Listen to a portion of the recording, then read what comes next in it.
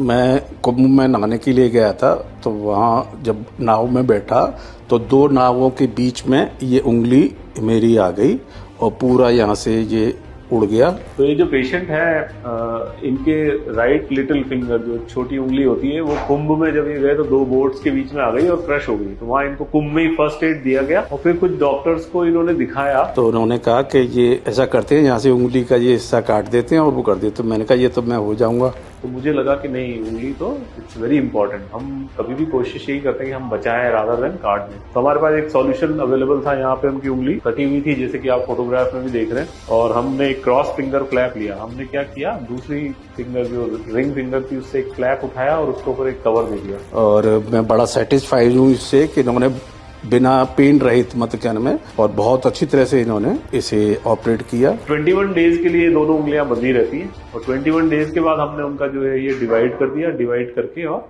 दोनों को अलग अलग जगह सिल दिया और उंगली पूरी तरह से बच गई और पूरी तरह से कामयाब है। फ्लैप में कोई इश्यू नहीं आया, किसी भी तरह का नहीं।